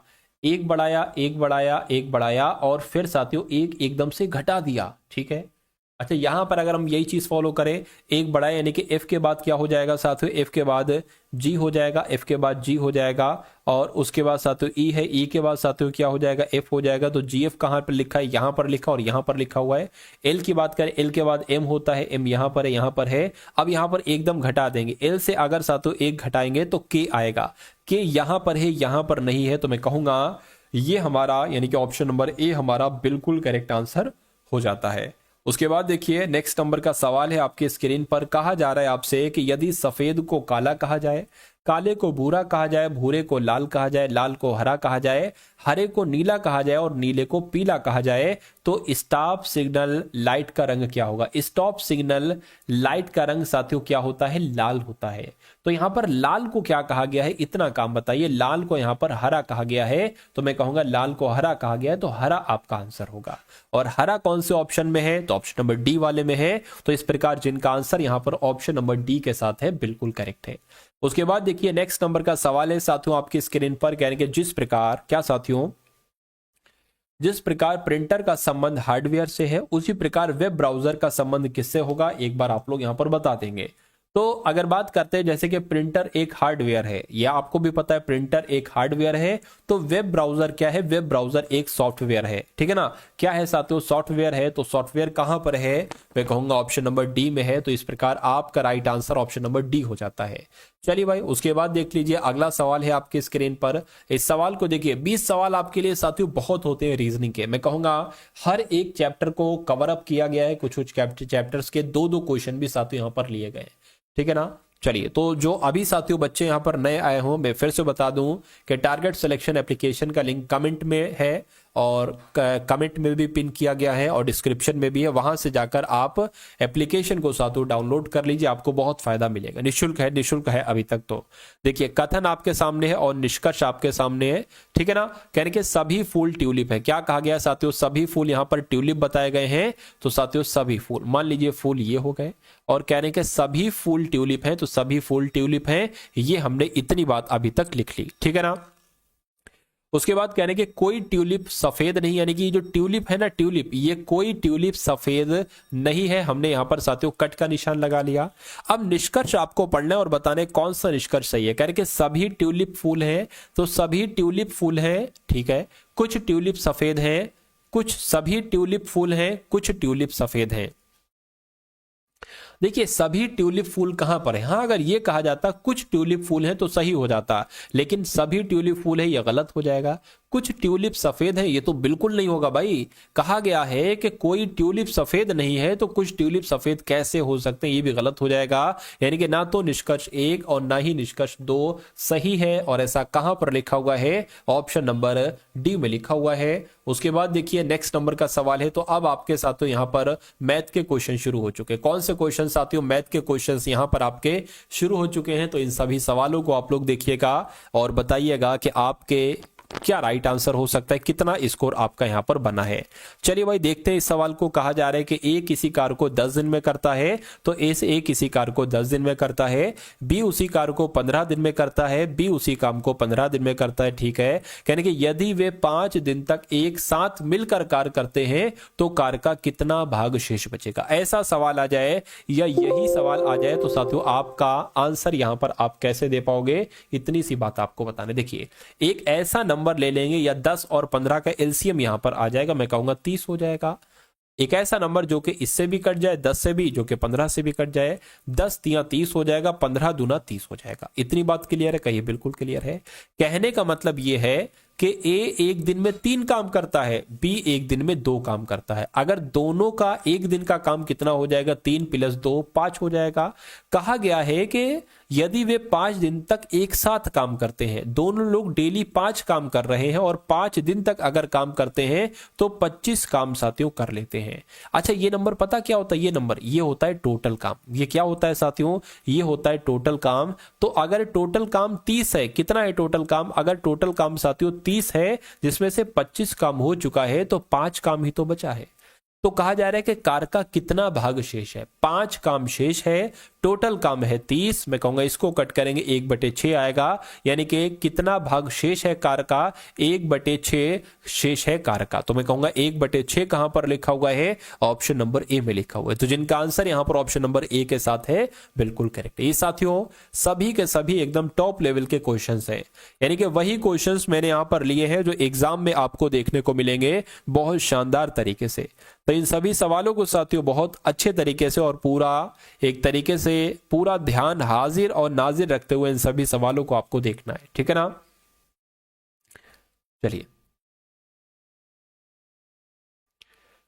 तो इस सवाल के साथ यहां पर हम लोग बात कर लेते हैं, आखिर देखते हैं इस सवाल का जवाब क्या है। कह रहे कि यदि एक घन का आयतन कितना है, 19√3 है, ये रूट है, सॉरी 19 नहीं है, 192 लिखा हुआ यहां पर, तो 192√3 है एक घन का आयतन। तो विकर्ण की लंबाई क्या है, देखिए अगर बात करते हैं, ठीक है, विकर्ण की लंबाई आपसे यहां पर पूछी जा रही है। विकर्ण, घन का विकर्ण की अगर बात करें, सूत्र क्या होता है, घन का विकर्ण अगर सूत्र की बात करें तो साथियों कितना होता है, a√3 होता है, यानी कि आपको a√3 की वैल्यू निकालना है। अच्छा, अगर बात करें घन का आयतन कितना होता है, तो घन का आयतन का सूत्र क्या होता है साथियों, a³ होता है, यानी कि घन का आयतन की जगह हम लिख लेंगे a³, यानी कि a³ बराबर कितना है साथियों, 192√3 है, इतना ही तो है, ठीक है। यानी कि a³ बराबर 192√3 आपको दे रखा है और आपसे पूछा जा रहा है a√3 का मान यहां पर क्या हो सकता है। चलिए कोई दिक्कत नहीं है। देखिए यहां पर अगर बात करते हैं साथियों, हम लोग थोड़ा सा ध्यान दीजिए, a³ यहां पर लिख लेंगे और 192 का अगर हम एलसीएम निकालते हैं तो पता कैसे क्या आ जाएगा, देखिए 4 गुणा 4 ये हो जाएगा 4 चौक 16, 16 चौक 64, 64 की गुणा किससे करें, मैं कह सकता हूं अगर 3 से करते देखते क्या आता है, 4 3 12 हो गया, 6 3 18, बिल्कुल 192 आ जाएगा। यानी कि अगर हम लिख दें 192 की जगह 4 गुणा 4 गुणा 4 गुणा 3 तो कोई दिक्कत है, कोई दिक्कत नहीं है।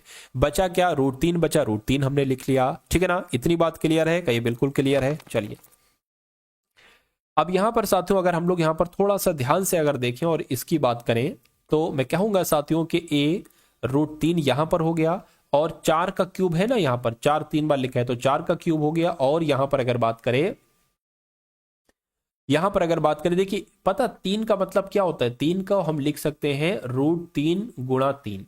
अरे भाई जब √3 गुणा 3 को 3 लिख सकते हैं तो इस 3 को हम लिख सकते हैं, यानी कि ये भी √3 हो जाएगा और 2 बार लिखेंगे √3 और एक ये हो जाएगा आपका √3। तो मैं कहूंगा a³ बराबर 4 की घात भी √3 हो जाएगी और √3 के ऊपर भी साथियों √3 आ जाएगा। तो मैं कहूंगा इधर भी √3 इधर भी √3, इनसे ये कैंसिल हो जाएगा, ठीक है ना। इनसे आपका क्या हो जाएगा, एक तरीके से ये आपका कैंसिल हो जाएगा। अब आपके पास आ चुका है a बराबर 4√3 आ चुका है। क्या आ चुका है, a बराबर 4√3 आ चुका है। अब आपसे पूछा जा रहा है कि a घन का विकर्ण क्या होगा, तो घन का विकर्ण तो होता है a√3, घन का विकर्ण a√3 होता है और a की वैल्यू आपको पता चल गई 4√3 है, तो a की जगह पर 4√3 रख दिया गुणा √3 हो गया। तो मैं कहूंगा 2 बार √3 है ना, इसको 3 लिख सकते हैं, यानी कि 4 गुणा 3 लिख सकते हैं, कितना आ जाएगा 12 आ जाएगा। तो मैं कहूंगा कि घन की, ठीक है ना, घन की लंबाई है साथियों, विकर्ण नहीं है, घन की लंबाई का क्या हो जाएगा, एक तरीके से आपका 12 सेंटीमीटर हो जाएगा और 12 सेंटीमीटर आपका यहां पर बिल्कुल करेक्ट आंसर हो जाता है, ठीक है ना। चलिए अब उसके बाद देखते हैं नेक्स्ट नंबर का सवाल है आपकी स्क्रीन पर। इस सवाल को साथियों देखिए और फटाफट आप लोग यहां पर आंसर बताइए। चलिए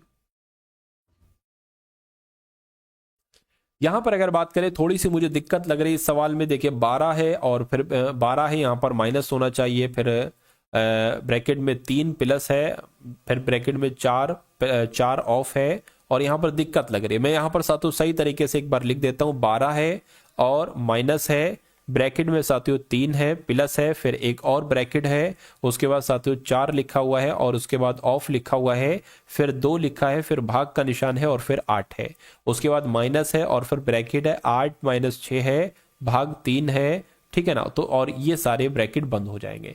अब आपको पता है कि सबसे अंदर कौन सा है, सबसे अंदर आपका ये वाला है, छोटा वाला, ठीक है। तो इसको सबसे पहले सॉल्व करेंगे।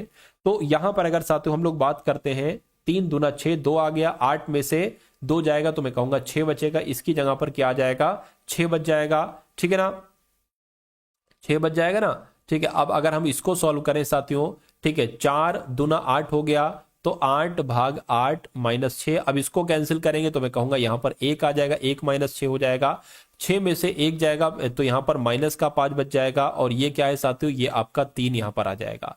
ठीक है ना, 3 यहां पर आ जाएगा तो मैं कहूंगा कितना बच जाएगा, कितना बच जाएगा, माइनस का साथियों 2 बच जाएगा, और माइनस का साथियों ये भी है, ये कितना है, ये 12 यहां पर लगा हुआ है, तो माइनस माइनस प्लस हो जाएंगे, यानी कि 12 + 2 कितना हो जाएगा, 14 हो जाएगा। तो इसको कैलकुलेट करने पर साथियों 14 आया है, और 14 कौन से ऑप्शन में है, 14 ऑप्शन नंबर बी वाले में है। तो जिनका आंसर यहां पर ऑप्शन नंबर बी के साथ है, मैं कहूंगा आंसर आपका बिल्कुल करेक्ट है। 2-3 सवाल और बचे हैं साथियों, बस इन 2-3 सवाल को और देख लीजिए, और फिर हम लोग साथियों कल मिलते हैं। ठीक है ना, चलिए अगला सवाल है आपकी स्क्रीन पर, इस सवाल को देखिए। यानी कि 15 लड़के किसी कार्य को 10 दिन में पूरा करते हैं, 15 लड़के किसी कार्य को 10 दिन में करते हैं, और 12 लड़कियां उसी कार्य को 15 दिन में पूरा करती हैं। यदि सभी 15 लड़के और 12 लड़कियां एक साथ कार्य करती हैं तो कार्य कितने दिनों में पूरा हो जाएगा। देखिए 15 लड़के किसी कार्य को 10 दिन में करते हैं, तो मैं कहूंगा 15 लड़कों का एक दिन का कार्य क्या होगा, क्या 15 लड़कों का एक दिन का कार्य क्या होगा। मैं कहूंगा साथियों 15 लड़कों का एक दिन का कार्य 1/10 होगा। और अगर यहीं पर मैं कहूं कि 12 लड़कियों का, क्या साथियों, 12 लड़कियों का एक दिन का कार्य कितना होगा, तो मैं कहूंगा साथियों 1/15 होगा, क्योंकि यहां पर कहा गया है 12 लड़कियों उसी कार्य को 15 दिन में करती हैं। तो ये 15 लड़कों का एक दिन का कार्य 1/10, 12 लड़कियों का एक दिन का कार्य 1/15, और कहा जा रहा है कि यदि सभी 15 लड़के और 12 लड़कियां एक साथ कार्य करें तो कार्य कितने दिनों में पूरा हो पाएगा। अगर मैं कहूंगा 15 लड़के और 12 लड़कियों का एक दिन का कार्य कितना होगा, तो इन दोनों को जोड़ दीजिए, 1/10 + 1/15 आ जाएगा, एक दिन का कार्य निकलेगा। क्या, ध्यान रखिएगा 15 की गुणा इससे होगी, ठीक है, 10 की गुणा इससे होगी, नीचे क्या आ जाएगा 150 या 15 पंजे 15 दाम इतना हो जाएगा। तो मैं कहूंगा 25/150 आ जाएगा। इसको अगर कट करेंगे तो 25 से कम 25 और नीचे छंग आ जाएगा। यानी कि 15 लड़कों और 12 लड़कियों का एक दिन का काम कितना है साथियों, 1/6 है, 1/6 है। तो मैं कहूंगा जब 1/6 है तो कार्य कितने दिनों में पूरा हो गया, इसको साथियों 6 दिन हम लोग लिख सकते हैं 1/6 को। तो मैं कहूंगा 6 दिन में पूरा हो जाएगा, इसलिए राइट आंसर आपका जो जाएगा वो किस ऑप्शन के साथ जाएगा, ऑप्शन नंबर साथियों सी के साथ जाएगा। चलिए भाई, अब उसके बाद देख लीजिए नेक्स्ट नंबर का सवाल है, इस सवाल को देखिए और फटाफट आप लोग बताइए कि आंसर आपका साथियों किस ऑप्शन के साथ यहां पर जा सकता है। चलिए भाई देखिए, कहा जा रहा है, कह रहे कि यदि किसी सेल में कोई सेल लगी हुई है, इसमें इसमें इत्र का विक्रय मूल्य 25% की छूट के साथ दिया जा रहा है। यदि सेल में इत्र का मूल्य इतना है, यानी कि जो इत्र आपको दिया जा रहा है 6873 रुपए का, इसको 25% की छूट के साथ दिया जा रहा है, तो इत्र का विक्रय मूल्य क्या हो गया होगा, यानी कि इत्र का अगर 25% की छूट ना दी जाए तो इसका मूल्य क्या होगा। देखिए किसी चीज को अगर 25% की छूट पर दिया जाता है, यानी कि उसको 75% में दिया जाता है, तो जब इत्र को 75% में दिया जा रहा है तो वो 6873 रुपए का बिक रहा है। तो कहने कि इसका विक्रय मूल्य क्या होगा, यानी कि इसको 100% में अगर बेचे, 25% छूट ना दे तो कितना इसका मूल्य होगा। देखिए 6873 के नीचे अगर हम यहां पर 75 लिख देंगे तो ये 1% की वैल्यू ज्ञात हो जाएगी। हमें 100% की वैल्यू ज्ञात करना है तो साथियों इसलिए इसकी भी 100 से गुणा करेंगे और इसकी भी 100 से गुणा करेंगे तो ये आपकी 100% की वैल्यू निकल आ जाएगी। 25 चौक और 25 तिया हो गया, इसको कैंसिल करेंगे तो साथियों इसको कैंसिल है, 3 दूना 3 नीम 27, 3 एकम 3 और ये 4 हो गया। यानी कि 2291 की गुणा आपको 4 से कराना है, 4 एकम 4, 4 नीम आपका 36 हो जाएगा, 4 दूना 8, 11 आ गया, 4 दूना 8 9, यानी कि 9164 आपका जो आएगा वो 9164 आपका बिल्कुल करेक्ट आंसर हो जाएगा। यानी कि कोई चीज अगर 25% की छूट पर दी जा रही है 6873 की, तो इस पर अगर छूट ना भी दी जाए तो ये 9164 की बिकेगी। ठीक है, इतनी बात साथियों क्लियर है। चलिए भाई, अब उसके बाद देख लीजिए नेक्स्ट नंबर का सवाल है आपकी स्क्रीन पर, इस सवाल को देखिए और फटाफट आंसर भी आप लोग यहां पर बतला देंगे क्या आपका राइट आंसर हो सकता है।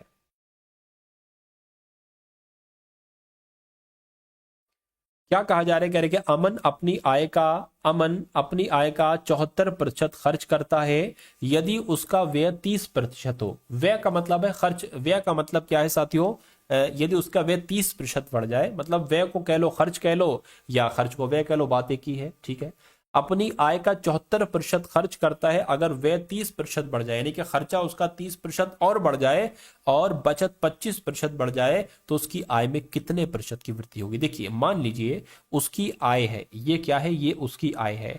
आय में अब दो चीजें हो सकती है, उसको आप खर्च कर सकते हो आय को, या जो खर्च नहीं करते कर सकते हो वो आपकी बचत कहलाई जाती है। तो अगर मान लीजिए आय 100 रुपए है और कहा जा रहा है कि 74% आप खर्च कर लेते हो, 74 अगर खर्च कर लेते हो तो मैं कहूंगा कितनी बचत होगी, मैं कहूंगा 26 रुपए बचेगा। अरे भाई 100 रुपए है, 74 खर्चा कर लिए, 26 रुपए ही तो बचे। लेकिन कह रहे हैं कि अगर इसकी व्यय में यानी कि खर्च में 30% बढ़ जाए, तो जब देखें 74 का 30% साथियों कितना होगा, कितना होगा जवाब साथियों, इसको कैलकुलेट करोगे तो मैं कहूंगा साथियों कितना आपका हो जाएगा। थोड़ा सा या एक काम करो, 74 का आप 130% निकाल लो, यानी कि जब 74 रुपए खर्च है इस पे 30% बढ़ जाएगा तो यानी कि 130 ऐसे करके हो जाएगा। तो इससे आपका ये कैंसिल हो गया। अब मैं यहां पर कैलकुलेटर का इस्तेमाल कर लेता हूं क्योंकि थोड़ा सा समय कम है, यानी कि 74 गुणा, वैसे करने को कोई दिक्कत नहीं, 74 की गुणा 13 से करो, 74 की गुणा 13 से कर दो और फिर उसको भाग दे दो, यानी कि 74 की गुणा 13 से मैंने की तो 96 मतलब 962 आया। नीचे 10 है तो इसको हटा के ये आ जाएगा, यानी कि मैं कहूंगा 96.2 आ गया। तो जब 74 रुपए में 30% की बढ़ोतरी करेंगे तो 96.2 रुपए, 96.2 आपका क्या आ जाएगा, खर्च आ जाएगा। अब अच्छा कह रहे हैं कि 25% बचत में बढ़ जाए, यानी कि 26 का जब 25% करोगे, यानी कि 26 रुपए में जब 25% की वृद्धि हो जाएगी तो वो इतनी हो जाएगी, 25 पंजे 25 चौक हो जाएगा। तो 26 पंजे कितना हो जाएगा साथियों, 26 पंजे आपका 130 हो जाएगा। 130 की भाग 4 से करेंगे तो साथियों 130 की भाग जब आप 4 से करेंगे तो 32.5 आ जाएगा, यानी कि 26 से 32.5 आपकी बचत हो गई। अरे भाई पहले 74 बचत थी, कुछ प्रतिशत बढ़ाया तो 96.2 हो गई बचत, सॉरी खर्च, और 26 से बढ़कर बचत कितनी होगी, 3205 हो गई, 32.5 हो गई। तो अगर मैं आपसे पूछूं इनकी आय अब कितनी हो गई, तो इन दोनों को जोड़ दो, आय पता चल जाएगी 96.2, क्योंकि खर्च प्लस बचत ही तो आय होती है साथियों। तो 96.2 और 32.5 को अगर जोड़ोगे तो 7 आ गया, ये आपका 8 आ गया, ये आपका 12 आ गया, यानी कि 100। अब पहले आय कितनी थी, 100, और अब आय कितनी हो गई, 128 हो गई है। तो कितने की बढ़ोतरी हुई है, मैं कहूंगा साथियों 28.7 की बढ़ोतरी हुई है। तो उसकी आय में कितने प्रतिशत की वृद्धि हुई है, मैं कहूंगा 28.7 की प्रतिशत की वृद्धि हुई है। और ऐसा कहां पर लिखा हुआ है, ऐसा साथियों ऑप्शन नंबर ए में लिखा हुआ है, ठीक है ना।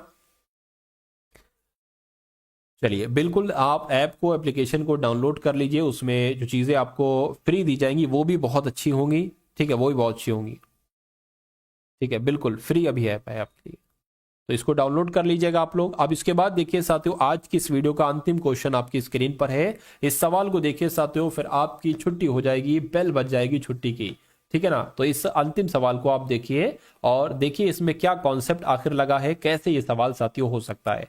चलिए भाई तो देख लेते, कह रहे कि 1 वर्ष पूर्व ए और बी की आयु का अनुपात कितना था, 4:3 था।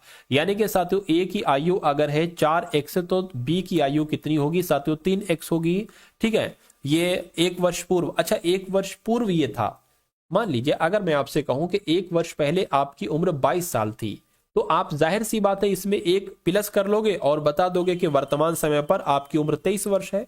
तो जब कहा जा रहा है कि 4x ये पहले, ये जो ना 1 वर्ष पहले उम्र थी, तो इसमें एक जोड़ लेंगे, ये हमें वर्तमान उम्र पता चल जाएगी।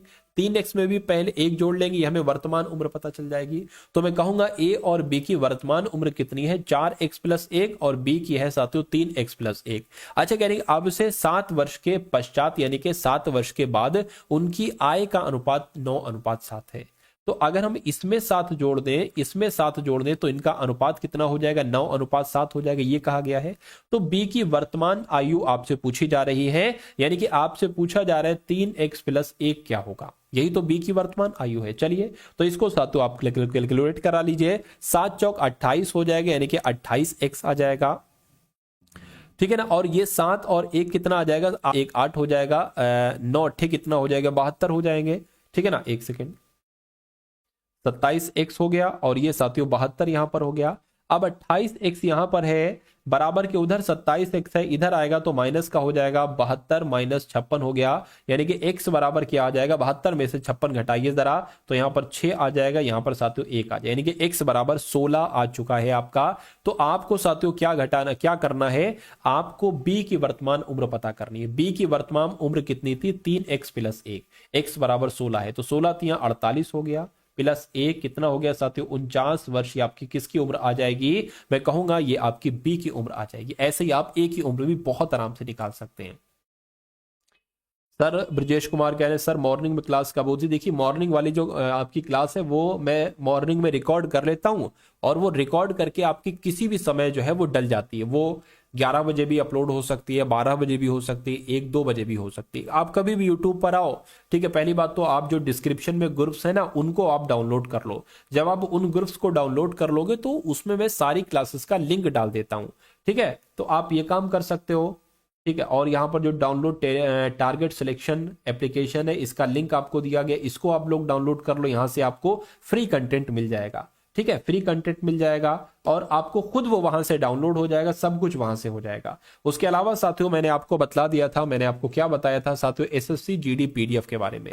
यानी कि एसएससी जीडी अगर आप वाकई में साथियों सीरियस है और आप वाकई में इस एग्जाम को पास करना चाहते हैं तो आपके लिए 3 पीडीएफ साथियों तैयार की गई हैं सुपर फास्ट तरीके से।